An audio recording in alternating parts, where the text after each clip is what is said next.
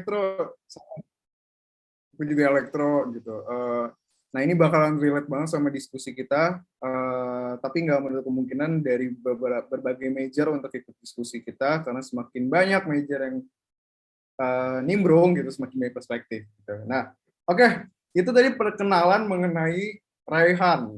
Nah, kita lanjut ke agenda kita yang utama, open discussion one. Jadi stage pertama dari diskusi. Nah, di setiap stage itu topiknya beda-beda gitu. Nah, untuk topik pertama itu nanti deh bakal diketahui. Tapi kita awal-awal kita coba pengen tanya ke Rehan sebagai introductory-nya nih terkait topik ini. Gimana sih menurut kamu, Reh, electric vehicles, implementasi electric vehicles di Indonesia itu kayak gimana potensinya? Oke, mungkin yang udah terimplementasikan dulu ya. Aku sih semangat banget untuk Indonesia, bangga banget buat Indonesia karena kita tuh udah bisa ngelihat aplikasinya gitu. Kayak transportasi umum seperti MRT, LRT itu udah berbasis listrik. Terus bus listrik Transjakarta juga udah mulai beroperasi juga kan.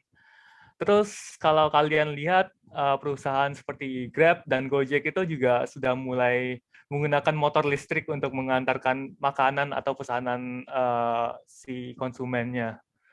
Terus aku lihat juga charging station di kota-kota besar Indonesia juga udah mulai bermunculan. Dan yang paling kerennya itu sih ini track Formula E itu udah dibangun di dekat Monas, ya nggak sih? Iya. Itu keren banget sih Kayak, pemerintah Indonesia sampai antusias itu. kayak ajang-ajang formula-formula gitu sekarang udah intens sih di Indonesia. Kemarin kan di Mandalika juga baru.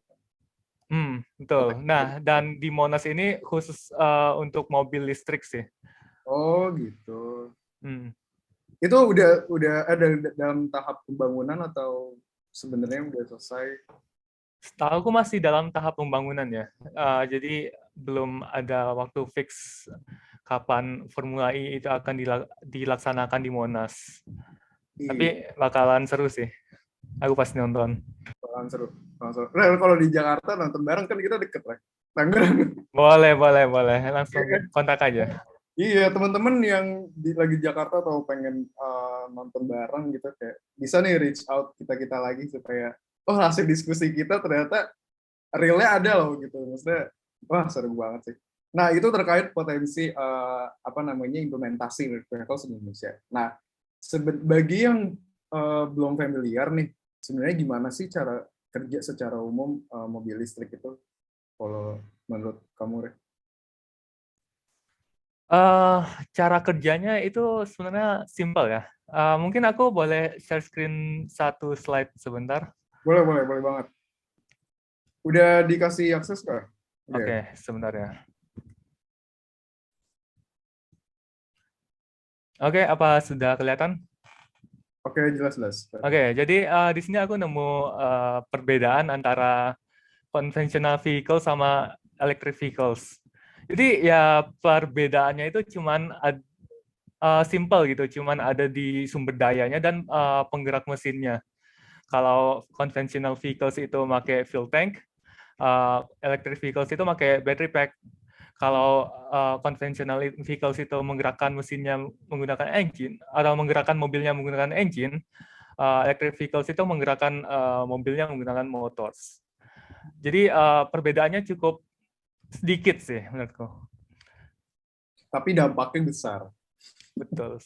Secara sistem apa namanya ya, tentunya membutuhkan energi mekanik untuk menggerakkan kan namanya juga. Jadi cuma sumbernya aja yang beda. Tapi menarik sih. Nah, itu nih ada yang hybrid, ada yang plug-in. Bisa dijelaskan secara singkat nggak bedanya itu apa? Oke, kalau hybrid ini seperti arti dari namanya itu mobil itu menggunakan fossil fuel dan juga electric vehicles. Tapi kenapa ditambahkan battery di sini dan electric motor di sini? Agar dia itu agar daya yang dikonsumsinya itu lebih irit gitu. Kita bisa juga lihat di advantage-nya. kalau hybrid electric vehicles itu juga easy to refuel, less fuel consumption, dan less emission. Tapi ya sayangnya ini membutuhkan daya yang lebih rendah dan membuat mobil ini semakin berat gitu. Iya, benar-benar. Ya, dari yang kamu kasih lihat sih ini perbedaannya kalau ya plug-in itu dia ada charging port-nya ya. Jadi electricity-nya bisa secara eksternal diisi gitu. Cuman kalau yang hybrid ini ya tetap pakai secara garis besar tetap pakai fuel gitu kan. Oke, menarik. Ternyata kita tahu nih dari diskusi sepanjang ini kita ada kenal 4 jenis electric vehicles. Ada 4 jenis vehicles. Yang pertama konvensional, ada hybrid electric vehicles, ada plug-in hybrid, terus ada yang all electric vehicles. Nah, oke, semakin menarik nih. Udah panas belum? Udah ya, udah panas nih. Sekarang kita lanjut ke langsung ke topiknya. Oh iya, buat teman-teman yang pengen berdiskusi juga, boleh di raise hand aja. Di sini ada di bawah teman-teman ada reactions, itu ada raise hand. Karena kalau nggak raise hand, aku nggak tahu teman-teman mau ngomong apa gitu kan. Boleh apa aja, yang penting nggak mengandung unsur syarat. Nah, oke, lanjut ke topiknya. Tadi pendahuluannya udah. Sekarang topiknya nih. Sebenarnya tadi kan kita udah tahu implementasi potensinya itu apa, terus jenis-jenisnya apa. Nah, kalau di Indonesia itu sebenarnya benar-benar dibutuhin nggak sih secara umum si mobil listrik ini? Apakah kayak cuman ngikutin tren aja supaya teknologi savvy itu kayak orang-orang negara-negara di luar kayak di Singapura, di Amerika, dan sebagainya? Atau emang benar-benar ini tuh kita urgently need gitu loh, kayak jadi sebuah alternatif yang bagus untuk meminimalisir dampak hal-hal yang lainnya gitu. Menurutmu gimana, Bang? Saat ini? Saat ini tuh menurutku sangat penting sih, sangat penting untuk diadopsi oleh kita. Karena kalau kita perhatiin negara-negara berkembang kayak kita tuh adalah penyumbang emisi karbon yang paling tinggi di dunia, salah satu penyumbang yang paling tinggi di dunia. Dan dengan terimplementasinya electric vehicles ini ya kita bisa mengurangi dampak itu dan bumi kita juga bisa memiliki umur yang lebih cerah gitu, lebih lama. Dan ini juga untuk prospek ke depan Indonesia dan anak-anak kita juga kan nantinya. Bahkan untuk kita di masa tua juga pasti bakal berguna sih. Iya, benar. Jadi karena kenapa bisa jadi penyumbang terbanyak? Karena kalau dari yang aku terakhir baca tuh Indonesia tuh penduduk terbanyak keempat gitu kan. Penduduk banyak terempat setelah China, India, Amerika, ya Indonesia kalau nggak salah, if not mistaken gitu. Nah, karena penduduknya banyak nih yang pakai motor-motor kan, maksudnya roda 4, roda 2 dan sebagainya. Terus kebetulan cadangan oil kita tuh banyak dan masih banyak mesin-mesin yang rely on fuel energy gitu kan.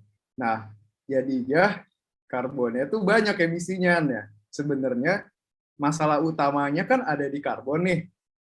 Nah, kita sebagai generasi muda nih, tadi potensinya bagus gitu kan, urgently needed banget gitu. Nah, kita sebagai generasi muda karena yang hadirin anak-anak muda gitu, generasi muda, kira-kira apa ya step awal yang bisa kita lakukan? Karena kalau kita untuk melakukan itu kan harus tahu step-stepnya yang paling mudah tuh mana supaya sistematis. Nah, menurut kamu gimana deh kita sebagai anak muda, apa sih yang bisa kita lakukan untuk berkontribusi? Oke, aku boleh share screen lagi ya? Boleh. Silakan. Share screen sebaik-banyak ya, Ray. Ini teman-teman yang mau diskusi boleh dong di chat box atau raise hand mau ngomong langsung. Oke. Mungkin karena electric vehicles ini sangat teknikal gitu, kayak sangat masa depan. Jadi teman-teman semuanya jadi pada bingung gitu. Gimana sih cara kita kontribusi? Pasti susah banget. Atau susah banget. Gitu ya. Males lah mikir. Iya. Tapi sebenarnya gampang kok. Nah, cara yang paling gampang dan paling mudah untuk diimplementasikan itu ini yang pertama. Jadikan EV sebagai topik pembicaraan sehari-hari kalian. Jadi, oke, ya. Jadi ya coba aja kalian pelajari dulu EV, terus ikutin EV. Nah, terus kalian jadikan ini sebagai topik pembicaraan kalian. Seperti kalian ngomong ke teman-teman, tahu Porsche Taycan nggak? Dia pakai EV ini, terus kecepatannya nyampe segini. Atau ngomong-ngomong sama adik kalian, ngeliat coba lihat Grab itu deh, dia pakai sepeda motor EV, nggak ada noise-nya sama sekali dan nggak ngeluarin asap juga gitu. Ya, jadi menurutku itu sih step pertama yang bisa kita lakukan sebagai masyarakat. Iya benar. Sebenarnya yang paling gampang dilakukan ya kita jadikan itu sebagai pemikiran yang dibiasakan. Maksudnya kayak kita jadi sering mikir electric vehicles, kita sering berdiskusi sama orang-orang sekitar. Jadi kan budaya, nah budaya itu kan nanti tertanam di sugesti kita. Jadi secara nggak sadar segala yang kita pikirkan itu pasti kayak ujung-ujungnya menuju ke situ tuh. Nah karena udah tertanam di sugesti kita sama sugesti orang-orang, jadinya kita pun jadi semakin sadar pentingnya electric vehicles ini di kehidupan sehari-hari. Wah bagus banget nih. Jadi yang paling simpel ya itu dijadikan topik pembicaraan yang menarik, benar banget. Nah kedua, kira-kira teman-teman ada yang mau diskusi nggak terkait budaya electric vehicles kita di Indonesia sama apa ya upaya kita sebagai masyarakat, sebagai mahasiswa terhadap perkembangan electric vehicles di Indonesia ini. Aku persilakan deh, siapa yuk?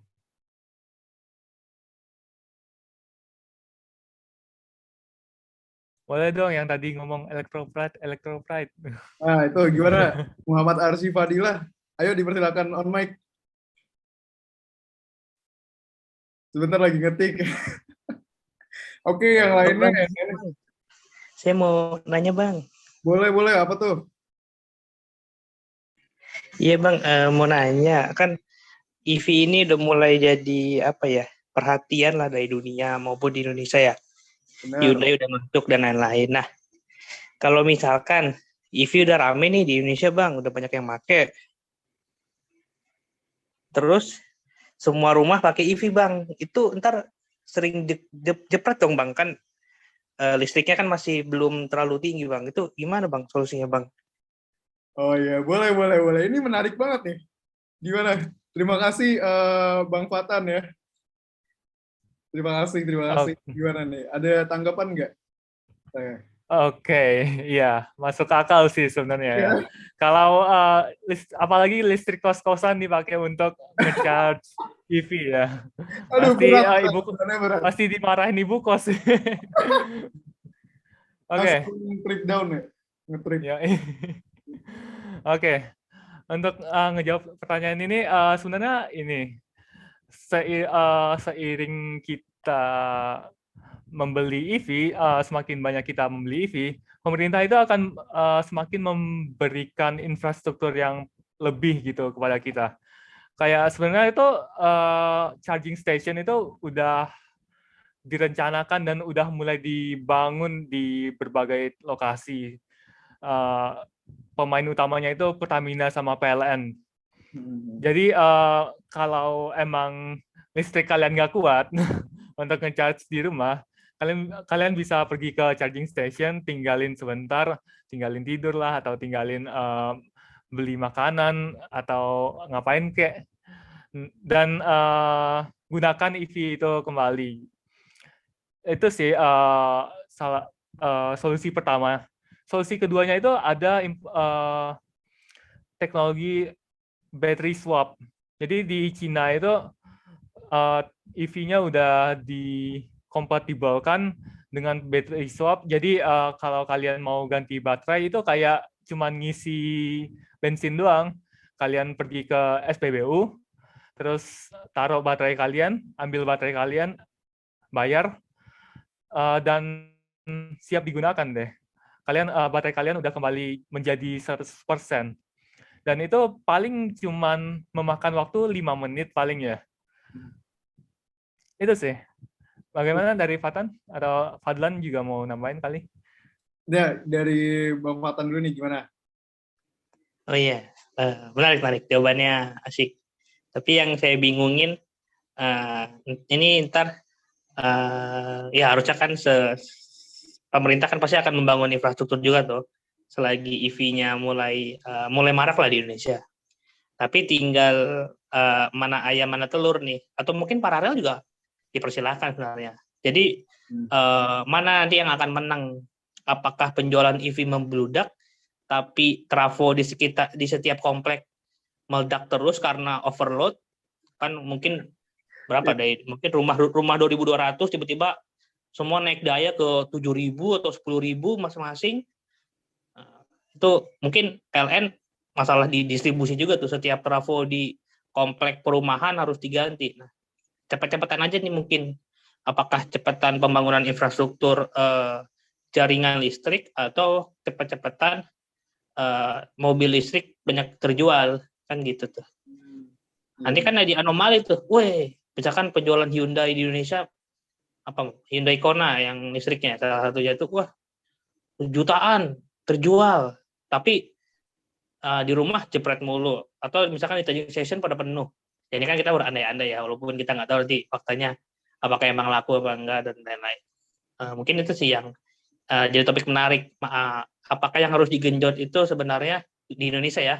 Apakah dari segi infrastruktur kelistrikannya dulu, atau dari penjualan si EV-nya? Itu sih. Monggo dibahas kembali. Saya mau liburan dulu. Terima kasih.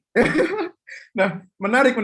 Tadi ada downfall-nya masing-masing kan ya, kalau emang mau ada infrastruktur elektrik charging station-nya diperbanyak, berarti benar tadi dibilang Bang Fatan gitu kan, infrastrukturnya harus seaman mungkin gitu untuk segala aspek. Nah, sebenarnya muncul ide nih, gimana kalau misalkan kayak di Cina gitu, jadi ya udah semuanya disamaratakan, sistemnya semuanya battery swap semua gitu, jadi kan aman kalau battery kan tinggal copot ganti ya nggak sih? Ya kan, daripada harus secara independen kita ngecas sendiri di rumah gitu, atau mungkin ada sosialisasi terkait penggunaan pengisian baterai atau gimana gitu. Tapi menurutmu gimana, Reh? Nah ini Hartan mau ngomong mungkin setelah Rehan. Ini gimana menurut kamu, Reh? Oke. Menurutku yang perlu diprioritasin terlebih dahulu itu infrastruktur sih. Karena ya kalau mobil listriknya kita buat untuk laris terlebih dahulu, ya nanti ujung-ujungnya mobil bakal keletak di rumah doang gitu. Dan ujung-ujungnya pakai biaya jasa transportasi lain, kayak pakai Grab atau bus atau naik mobil yang menggunakan fossil fuel gitu. Jadi menurutku sih perlu diprioritaskan infrastrukturnya terlebih dahulu, soalnya agar agar masyarakat tuh pengen gitu beli dan mampu gitu belinya. Infrastruktur nggak sih? Karena kalau aku juga konsumen tuh mikir kayak infrastrukturnya udah memadai belum nih daerah sini. Takutnya udah terlanjur beli, kita nggak mendukung nih infrastrukturnya, kan percuma. Mungkin it takes time ya kali ya untuk infrastrukturnya. Hartan, raise hand gimana nih Hartan? Ya, terima kasih atas kesempatannya. Kali ini pengen bahas tentang itu ya, battery swappable system di Cina ya, Raihan ya. Betul. Nah, kalau boleh tahu itu mobil atau motor ya? Kalau mobil itu sistemnya seperti apa? Soalnya kalau kita tahu letak baterai di mobil listrik ada di sasis. Nah, dengan peletakan di sasis itu ada 3 kelemahan kalau kita mau pakai sistem swappable. Yang pertama berat untuk em, berat untuk menukar baterainya karena berat baterai itu berat banget kan, bisa 30% dari bobot mobil listriknya. Nah, kedua adalah karena letaknya di sasis, itu akan sangat mempengaruhi mekanika dari mobil tersebut. Bisa jadi kalau terjadi kesalahan pemasangan beberapa sentimeter itu bisa mempengaruhi kerigidan dari sasis mobil tersebut. Dan yang terakhir adalah charging stationnya sebesar apa kalau mau menukar baterai mobil listrik itu. Terima kasih. Nah, keren banget, keren banget. Nah, ini ada pemikiran baru lagi nih. Gimana menurut kamu, Re? Oke. Menarik, menarik. Aku juga baru kepikiran, jadi aku barusan mulai nge-search gitu. Dan aku nemunya gini sih, mungkin aku bisa share screen lagi. Boleh, boleh, boleh.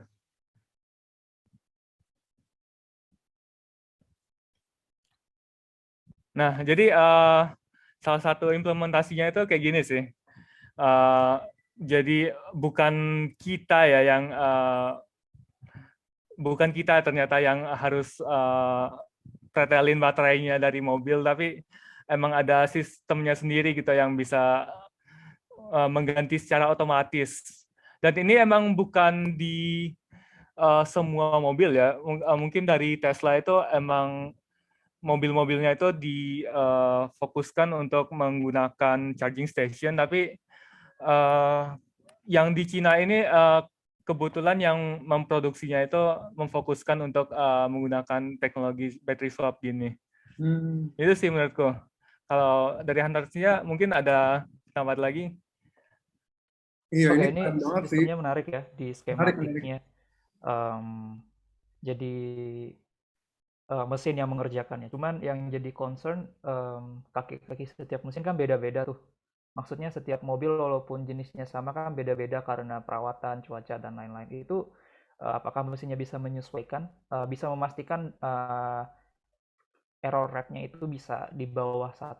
Soalnya kalau sesuatu yang berat ditaruh di bawah berarti center of gravity-nya sangat rendah.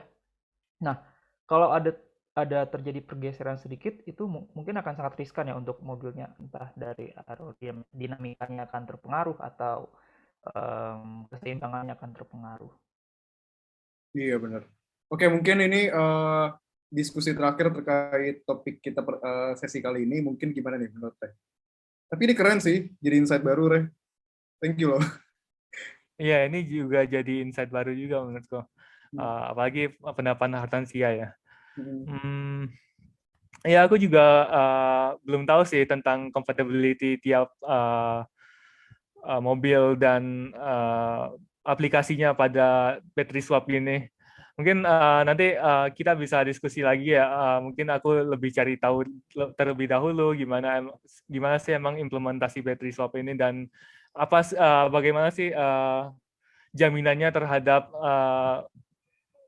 keutuhan mobilnya saat melakukan battery swap begitu. Iya, benar-benar. Ya, oke, ini jadi masuk list nih pembahasan selanjutnya. Mungkin ada teknologi Talk 2.0 gitu kan.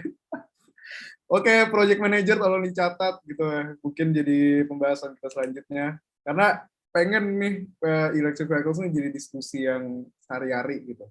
Oke, sebelum lanjut ke tahap kedua, ada pertunjukan terkait video-video yang menarik gitu. Nah, mungkin boleh ditunjukkan dong operator.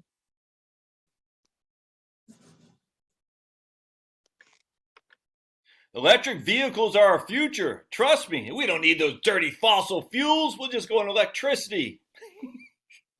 This is the funniest video you'll probably ever see. I'm telling you right now. So let's go to Powerline blog. Deep secret of electric cars. And and this is not the B. All right. So Climate czar Gina McGarthy says clean energy is cheaper than fossil fuels. We're just going to show you this quick minute-long video. This is the funniest thing you'll ever see. Extremely grateful to be here today, and in fact, this is a chance for me to say thank you more formally. The Chevy Volt is upstairs. We'll be able to take a look at it. We got about 1,000 photos. Yeah. Is it flop?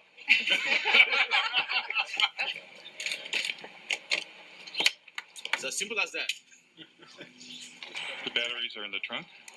No, the battery in this particular design is a T shape right down the center and across the back seat area. Because everybody thought we killed the electric vehicle. No, we didn't. It's alive and well. So what's charging the batteries right now? What's the source of Well, here, it's coming from the building. I mean, is it what's our mix of power? Oh, actually, Lansing feeds the building. What's that? Lansing feeds power to the building. So I don't know. They're I bet you they're a bit of coal. Well, they're heavy on natural gas, aren't they? right now the car's charging off of your grid. Right.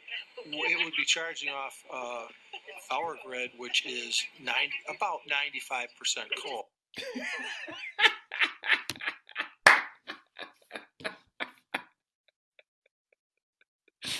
Bah!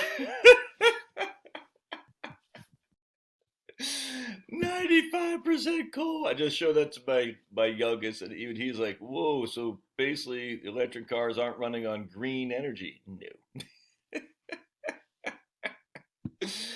Only a true believer will believe this, and a true believer, I mean someone who believes in fairy tales and unicorns. This is oh,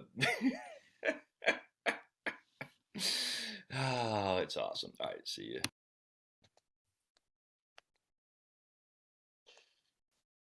Nah, oke.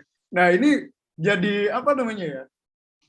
Batu jatuhan buat kita ke depannya. Karena kita tahu kan kalau electric vehicles itu tujuannya untuk lebih green energy. Tapi, in fact, ternyata sumbernya itu dari fosil gitu, batu bara.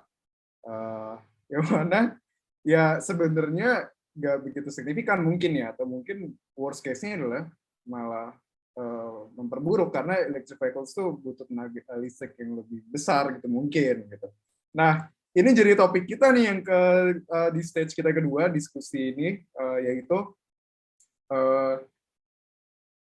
jadi masalah buat kita kalau misalkan electric vehicle ini terus-menerus menggunakan fossil fuel sebagai sumber energinya yang dibangkitkan. Jadi listrik gitu kan. Nah, gimana nih? Ada tanggapan nggak dari Rehan dulu? Gimana yang ngelihat dari video ini? Lumayan miris sih sebenarnya. Tapi ya emang karena ini masih tahap pengembangan ya, dan sumber renewable energy kita belum banyak ya, pengembangannya itu masih bergantung terhadap fossil fuel juga ya. Iya benar, jadi kayak ini tuh kayak mengingatkan kita, ini nggak sih konspirasi flat earth?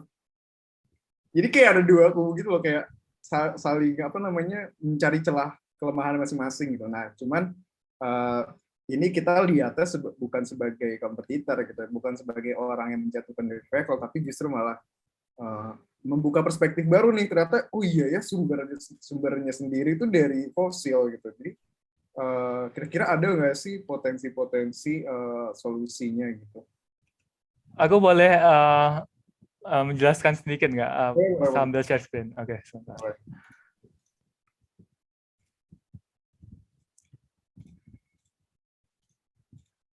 Oke, jadi di sini aku udah baca bakal ada topik ini, dan ini topik sangat menarik ya.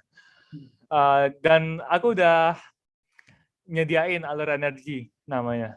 Ini aku ambil dari database Amerika, bagaimana energi mentah yang ada di Amerika, terus berapa banyak yang siap pakainya, dan apa pengaplikasiannya gitu. Nah, sebenarnya pengembangan teknologi EV ini itu berfokus pada menyesuaikan sektor transportasi kita ini untuk menggunakan energi siap pakai elektrik. Kenapa? Karena sumber elektrik ini itu ya lebih ramah lingkungan dibandingkan petroleum atau natural gas atau distributed coal, dan ini tuh sangat fleksibel gitu. Electricity ini sangat fleksibel. Jadi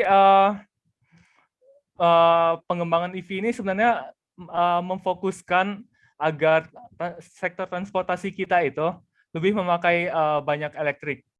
Nah, kalau elektriknya dihasilkan oleh energi-energi mentah seperti fosil fuel yang masih memberikan emisi itu sama aja dong, sama aja bohong dong.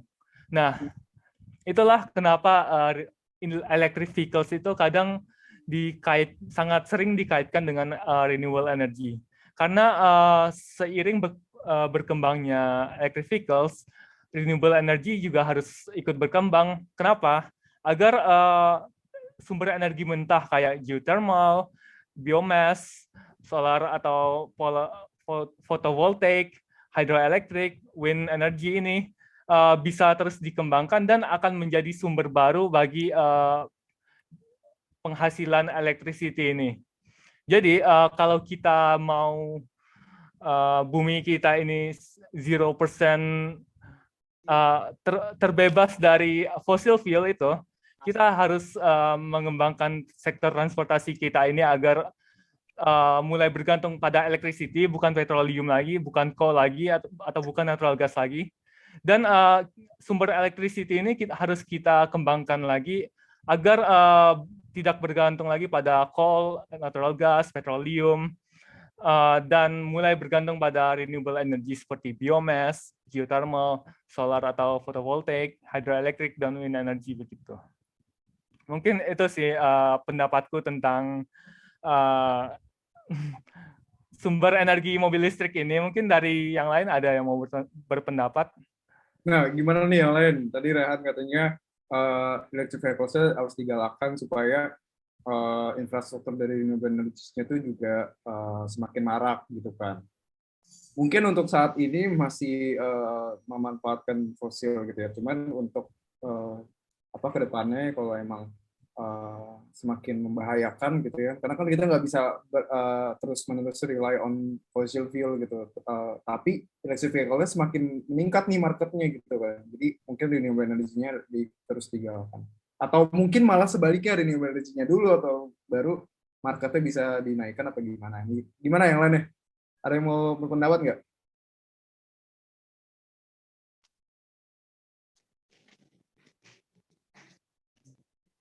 Ayo, yang Electropride tadi, ayo. Electropride, RC, gimana sih? Oke. Perkenalkan saya Muhammad Arsy Fadilah dari Teknik Elektro Universitas Pertamina. Mungkin sekalian bertanya ya. Jadi kan zero emission itu pasti dari berita-berita yang pernah saya baca dari kemarin tuh yang 26 itu saya lupa namanya. Itu kan mereka itu menargetkan kita itu zero emisi itu dalam beberapa tahun ke depan.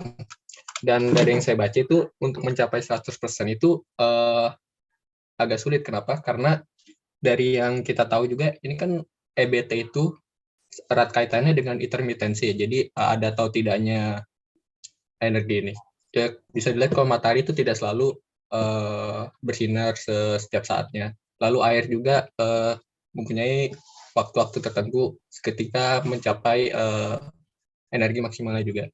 Nah, kalau dari Karahan sendiri, apakah emang kita benar-benar mungkin gitu bisa terbebas dari energi fosil itu sendiri? Sementara sifat dari energi terbarukan ini yang sebagai sumber dari energi mentah ini punya sifat intermitensi gitu. Nah, tuh gimana tuh?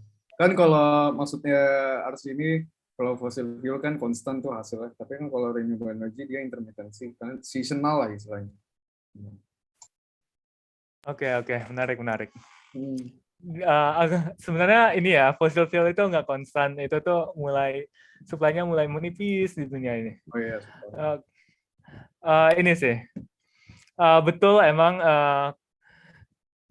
matahari nggak terus bersinar di Indonesia, kadang hujan, dan nggak selalu di Indonesia itu anginnya kencang, dan nggak selalu biomass-nya itu nggak bisa digunain dan bisa diandelin, nggak selalu geothermalnya juga bisa diandelin. Tapi ini sih, ada satu teknologi lagi yang emang berperan penting untuk mengembangkan renewable energy ini, namanya energy storage. Nah, dengan mengembangkan energy storage ini, kita juga bisa menyimpan energi sebagai jaga-jaga kalau kita tuh tiba-tiba kekurangan energi kayak yang disebutin Arsi tadi, gitu sih menurutku. Dan salah satu salah satu poin penting lagi, kalau emang menurut kalian itu setelah diimplementasikan di sini-sini nih renewable, ternyata energi yang terhasilkan itu sedikit banget, emang cukup ya untuk mengembangkan EV di Indonesia. Nah, itu sebenarnya karena renewable energy ini adalah teknologi baru ya, jadi efisiensinya itu juga masih rendah gitu. Tapi seiring berjalannya waktu, pasti efisiensinya itu akan semakin tinggi, dan energi yang bisa dihasilkan per jamnya itu bisa lebih tinggi gitu dari apa yang kita hasilkan sekarang. Itu sih. Iya, benar-benar. Nah, ini Hartan ada raise hand. Gimana, Hartan? Ya, Raihan, aku mau tanya lagi dong. Pendapatmu. Aduh, kenapa tuh? Ya, tentang itu energy storage ya. Tadi kan kata Raihan, kita seiring berkembangnya waktu juga produksi dan kualitas akan terus meningkat. Contohnya kalau yang aku tahu ya di solar panel. Kalau solar panel 5 tahun lalu dan hari ini kita bisa melihat solar panel dengan efisiensi tertinggi di dunia tuh udah beberapa kali berubah ya. Berarti efisiensinya terus meningkat dan harganya terus menurun di setiap tahun. Betul. Namun untuk energy storage kita belum menemukan itu, belum ketemu sama tren seperti itu dengan efisiensi yang terus meningkat, namun dengan harga yang semakin menurun. Yang ada malah kita melihat dominasi dari energy storage berbahan lithium yang memang punya efisiensi sangat tinggi, mendekati 100%, tapi itu akan decrease sangat cepat, akan turun berpuluh-puluh persen dalam beberapa tahun. Kita sulit untuk menyeimbangkan antara kualitas, harga, dan supply. Menurut Rehan seperti apa ya kalau di energy storage ini? Iya, gimana? Jadi maksudnya renewable energy-nya ya kita bisa lihat contohnya kalau solar PV itu semakin kesini cost-nya itu pricing itu makin menurun kan, jadi lebih affordable gitu. Tetapi belum melihat ada satu hal yang promising bagi energy storage-nya, karena kan lithium ion battery itu kan masih mahal ya, jadi gimana nih? Oke, menarik ya. Aku juga masih khawatir juga dengan energy storage ini, karena ya seperti yang dikatakan Hartansia itu, semakin dikembangkan harganya tidak menurun dan walaupun efisiensinya tinggi, tapi kurang affordable lah ya. Menurutku di sini perannya pemerintah sih, sebagai seberapa maunya mereka untuk berinvestasi pada energy storage ini sampai akhirnya energy storage ini layak, affordable untuk digunakan oleh masyarakat gitu sih menurutku. Iya benar-benar. Mungkin dari subsidi gitu kali ya, subsidi kayak perawatan battery setiap orang yang punya electric vehicles gitu-gitu kali ya.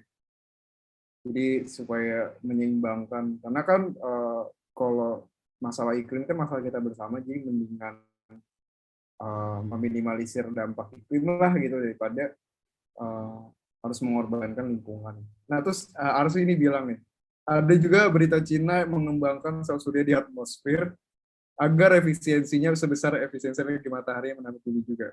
Which is energi murninya tidak terganggu karena proyektil-proyektil yang ada di bumi. Jadi mungkin lebih direct kali sih ya. Apa namanya? Nggak ada yang radiasinya nggak ada yang menurun karena scattered terpantulkan permukaan bumi dan sebagainya. Tapi gimana nih? Jadi penasaran nih kalau misalkan sel surya di atmosfer itu berarti menutupi bawahnya nggak sih? Ya. Aku lebih penasaran ke transmisi dari atmosfer ke buminya ya. Dari atas ke bawah ini transmisinya gimana gitu? Apakah, waduh, emang Cina itu kadang-kadang membagongkan gitu loh. Cina tuh bikin ini tau nggak sih matahari buatan? Tahu nggak? Nah itu kayak out of the blue banget. Nah itu nggak tahu lah ya secret projectnya Cina. Nah ada yang mau bertanya atau diskusi lagi nggak terkait ini? Atau mau nanggepin yang ini nih, sel surya di atmosfer? Mohon maaf, bukan yang ngetawain idenya ya. Takutnya ntar beneran terjadi nih di luar malah. Kayak dulu tuh mobil listrik tuh jadi hal yang lelucon tau. Sekarang malah jadi. Tapi gimana? Ada yang mau diskusi nggak? Pakai corona kali ya bikin petir buat transmisi. Jadi pengen nambahin sih. Jadi mungkin tadi dari yang Karyan ngomong ya, mungkin benang merahnya. Jadi project-nya itu memang dia ditargetkan karena selain memang untuk saat ini itu mustahil untuk langsung semuanya ditransisikan gitu. Kita juga menunggu mungkin yang namanya teknologi-teknologi yang lebih baru dan efisiensinya yang juga lebih besar. Terus juga apa lagi ya? Dan juga tentang energi storage system. Jadi sekarang kita menggunakan fosil itu mungkin di masa depan bukan sebagai utama lagi, cuman mungkin bisa sebagai apa ya? Kan kalau sekarang kita energi storage system tuh kebanyakan di apa ya? Kalau dari saya baca-baca itu di hubungannya erat dengan EBT, jadi EBT-nya malah ke energi sistemnya. Mungkin di masa depan malah kebalik ya, karena fosil yang dikit gitu, jadi fosilnya yang menggunakan SS dan EBT-nya menjadi utama gitu. Mungkin jadi kondisi yang terbalik sih. Benar. Oke, jadi menarik nih pembicaraannya, tapi sayangnya udah akhir nih. Udah berakhir waktunya karena udah menunjukkan 4:53 itu sedikit lagi akan ditutup. Nah, karena itu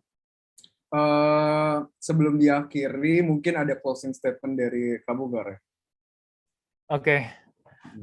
Terima kasih banget buat diskusinya, benar-benar membawa insight bagi kita semua ya. Aku juga merasa mendapatkan insight. Mungkin dari aku itu ada beberapa pesan. Yang pertama kayak mungkin dari kalian mulai biasakan jadikan electric vehicles itu sebagai topik kalian di sehari-hari saat berbicara dengan teman, keluarga. Terus ketika kalian ini ingin membeli mobil 5 atau 10 tahun ke depan atau ingin bertransportasi, mohon banget untuk pertimbangkan tipe vehicles mana yang ingin kalian beli atau naiki. Terima kasih. Iya, benar.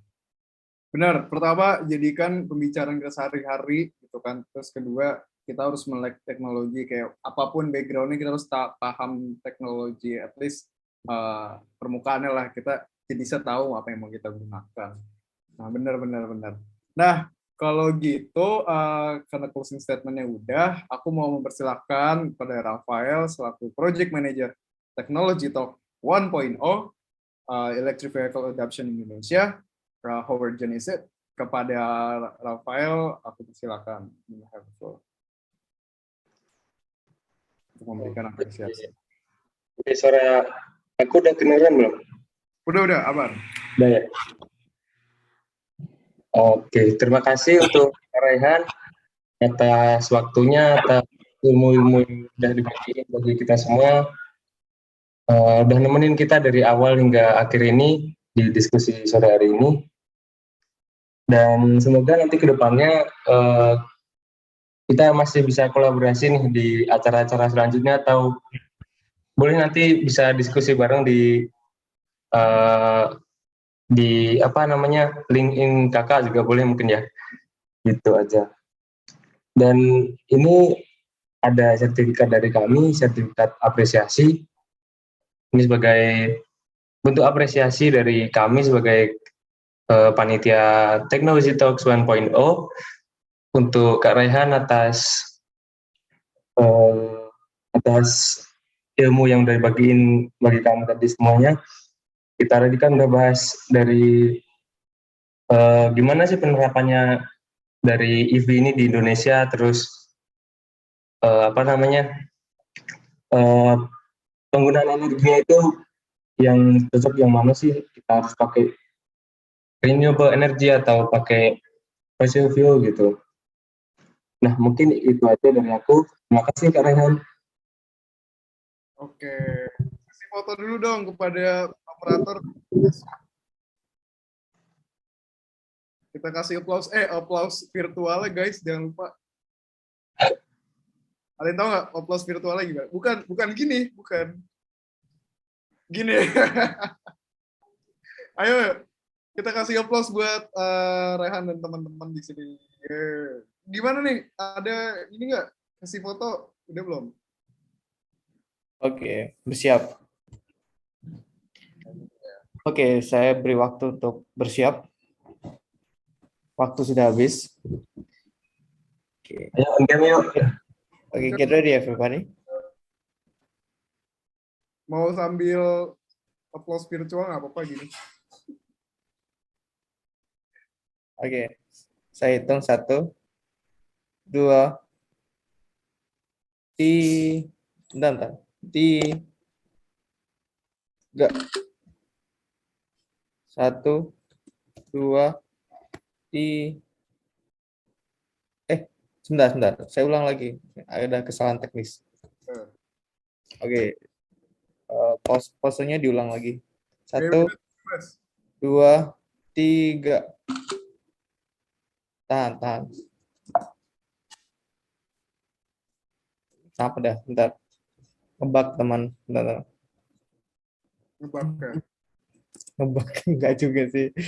Oke, siap-siap. 1, ini di sisi lain ada yang nunjukin hamsternya. Boleh. Kita foto bareng. Oke, 1, 2. Oh itu kelinci ya? Kelinci 3. bukan hamster.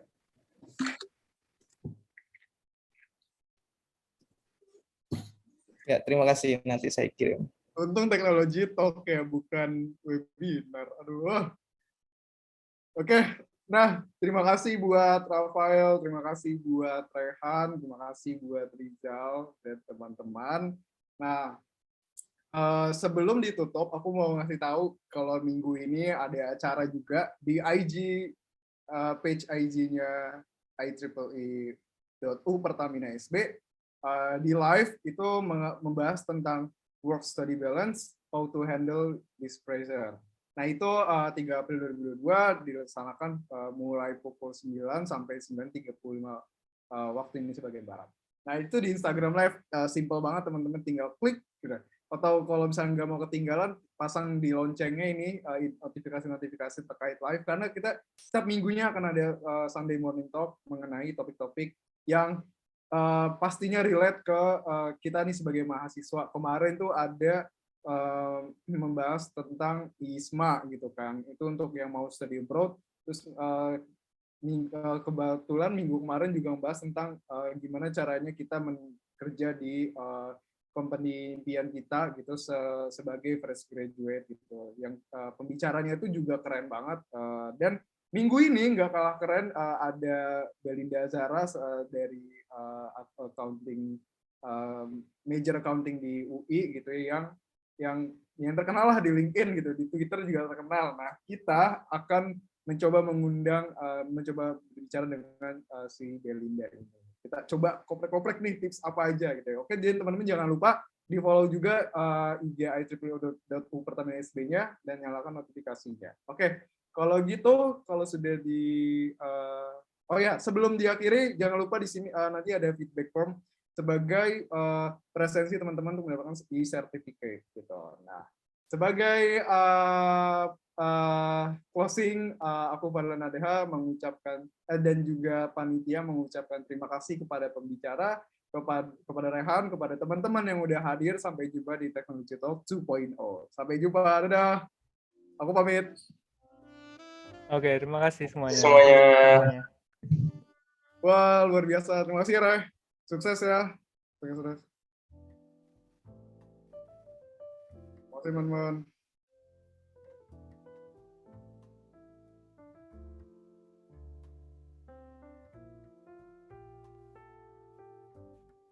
Mungkin recordingnya dimatiin dulu dah.